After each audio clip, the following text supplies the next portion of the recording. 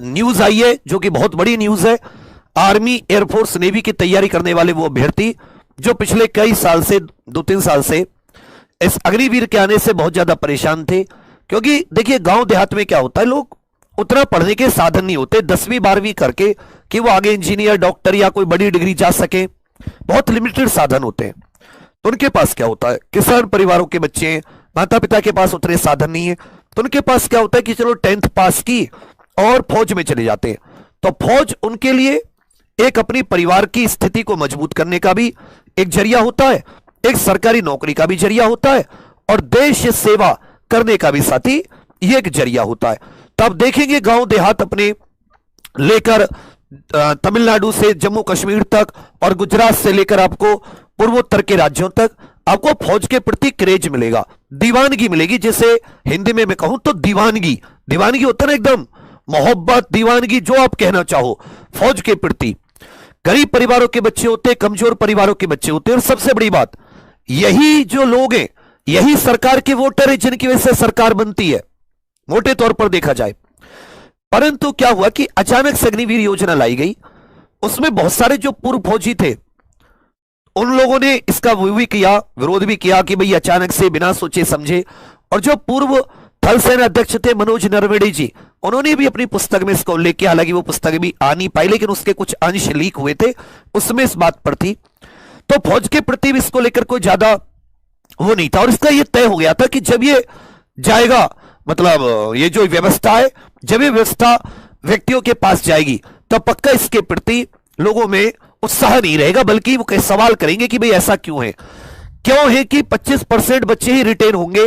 उसके लिए तर्क दिए गए कि देखो 21 साल में कौन 25 लाख रुपए कर लेता, उतना हो जाएगा आगे जाके। तो कैरियर नहीं बदले जाते, कैरियर नहीं बदले जाते बार बार। फौज में वो आके वहां से सीखा हुआ वो क्या बिजनेस करेगा, उस पैसे को क्या इन्वेस्ट करेगा, क्या बढ़ाएगा, ना घर सही से बन सकता, बहन बेटी की शादी भी करनी होती है, क्या करेगा उसका। वो लोगों की शादियां नहीं हो रही थी और उतने संख्या में लोग जा भी नहीं रहे थे वो मोटिवेट होके।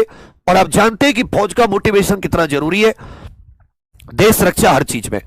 अब जैसे चुनावों का रिजल्ट आया तो देखिए आपकी वोट की ताकत।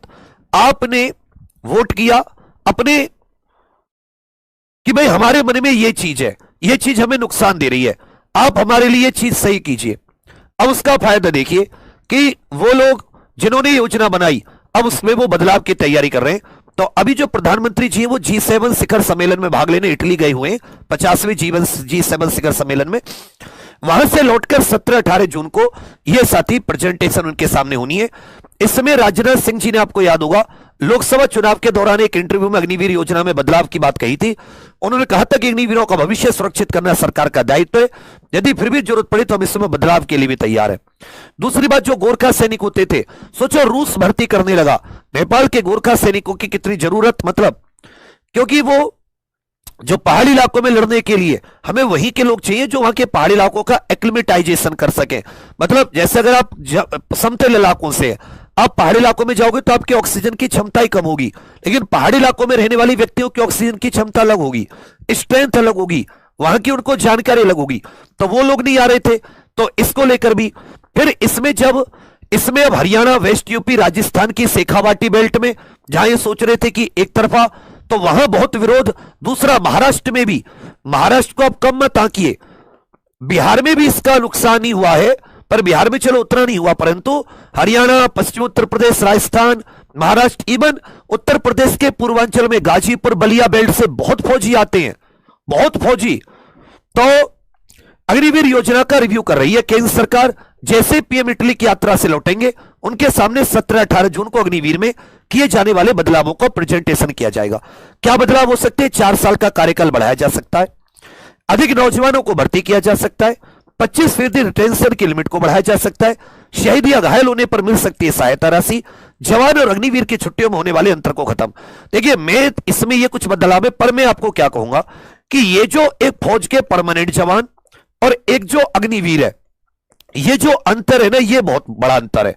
मतलब एक ही पोस्ट, एक ही तरह की ड्यूटी, एक ही तरीके का, मतलब गोली अंतर थोड़ी ना करेगी जवान और अग्निवीर में, एक ही तरीके की ड्यूटी, सब कुछ एक जैसा, फिर ये नाम में क्यों अंतर?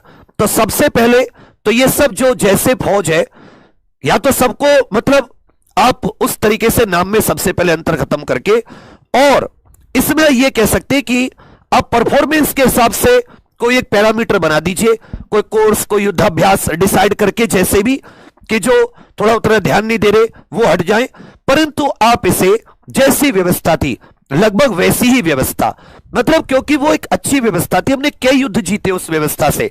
भारतीय फौज एक ऐसी फौज है जो आजादी के बाद से 3 तो बड़े युद्ध लड़ चुकी है, 3-4 बड़े युद्ध। एक देखो, हमने 1947-48 में पाकिस्तान से लड़ा, फिर 1962 में चीन से, फिर 65 में पाकिस्तान से, फिर 1971 में पाकिस्तान से, फिर 1999 में कारगिल। तो भारतीय फौज वो फौज है जो युद्ध लड़ चुकी है और जीते हैं युद्ध।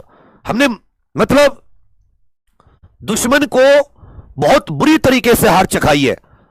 तो इसका मतलब क्या हुआ कि आप कुछ ऐसा कि मोटिवेशन मिले, आप उन्हें और अधिक सुविधा दीजिए, अच्छा खाना पीना फौजियों को, और अच्छी जितनी सुविधाएं हो सकती हैं। अब हम जैसे लोगों के लिए कम सुविधाएं कर लीजिए, चलो हम पे आप एक कुछ और टैक्स एक्स्ट्रा बढ़ा दीजिए कि जी ठीक है जी, आपको साल में इतने रुपए और देने पड़ेंगे। पर आप फौजियों के लिए कैसी व्यवस्था कीजिए, क्योंकि उन लोगों का मोटिवेशन जरूरी है। मतलब आप ऐसा सोचिए, किसी का कोई शहीद हो जाए, मतलब कितना उसके परिवार को एक झटका लगता है, परंतु वो इतना नहीं सोचते। वो सोचते हैं हमने देश सेवा और हमने देश के ऊपर, मां भारती के ऊपर अपनी जान कुर्बान की है, एक गर्व होता है। मेरे नाना जी फौजी थे, युद्ध भी लड़े, पिताजी फौजी, दादाजी भी कुछ वर्ष रहे।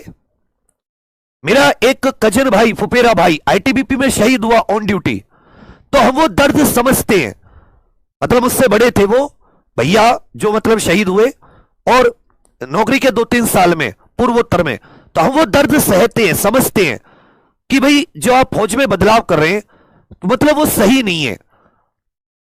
हालांकि जो लोग हैं मतलब हर तरीके के होते, पक्ष में भी हो सकते, नहीं जी तुम्हें क्या पता वो सब, परंतु जो ग्राउंड सेंटीमेंट है उसमें सरकार को ध्यान देना चाहिए। तभी ग्राउंड सेंटीमेंट ने रिजल्ट जो भी चुनावों का आया है उसमें बता दिया है। तो जो भी बदलाव हो पक्ष में होने चाहिए, जो भी बदलाव हो भलाई के लिए होने चाहिए। फौज को और कैसे बेहतर, टेक्नोलॉजी कैसे बेहतर हो सकती है, और कैसे बेहतर भारतीय सेना को सुख सुविधाएं मुहैया कराई जा सकती हैं, उन सब पर गौर करके इस तरफ सरकार को बढ़ना चाहिए। सरकार मतलब अच्छा सोचे, और जो युवा है वो बार बार अपना कैरियर चेंज नहीं कर सकता। एक नेता क्या कैरियर चेंज करता है, वो बार बार चुनाव लड़ता। मैंने देखा 8-8 बार एमपी, 7-7 बार विधायक, आंध्र प्रदेश के मुख्यमंत्री बने चंद्रबाबू नायडू, 8 बार से वो विधानसभा मतलब विधायक है। 1989 से विधायक, मतलब जब आपका जन्म नहीं हुआ होगा उससे पहले का, मेरे जन्म से भी पहले से वो विधायक है। मुझे लगता है रक्षा मंत्री राजनाथ सिंह जी कई बार लोकसभा में, कितना भाई आप अपना कैरियर चेंज कर लेते, क्या गरीबों के बच्चों के लिए कैरियर पे आपको प्रश्न चिन्ह लगाने हैं? तो जो भी हो मतलब अच्छा हो, हम ये नहीं कह रहे कि मतलब हमें आपसे कोई नफरत या कुछ है, बस थोड़ा सा अंदर रोष है कि सोच समझ के कोई कदम, मतलब ऐसा कि ग्राउंड सेंटीमेंट पे कि बंदे पर क्या असर पड़ेगा। अब इतने लोग ओवर एज हुए 2-3 साल, मतलब उस सब की भी भरपाई आपको जरूर करनी चाहिए। बहुत से बच्चों का तब फाइनल आ चुका था, उनको ज्वाइनिंग नहीं मिल पाई।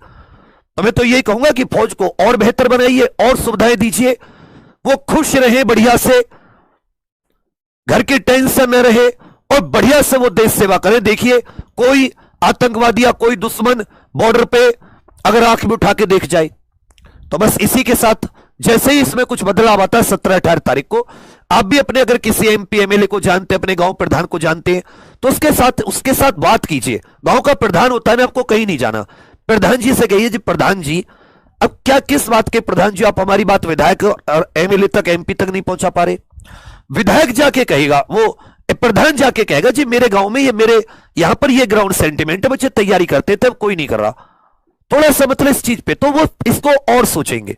हमेशा मत सोचा कीजिए कि हम लोग कोई कुछ है, मतलब आपकी जो बात होती है वो भी सरकार तक पहुंचती है, तो सरकार उस पर पॉजिटिव निर्णय लेती है, सोचती है। यही लोकतंत्र की खूबसूरती है। तो बाकी जैसे इसमें कुछ चेंज आता है मैं आपको जरूर बताऊंगा। बड़ी खुशखबरी होगी उस दिन, जिस दिन मैं तो जब से अग्निवीर आई है उसी दिन से खूब ट्वीट जितना भी हो पाया है, कहीं किसी नेता से मिलना हो, कभी प्रधान जी से, हम तो हमेशा ये क्या कर दिया मतलब।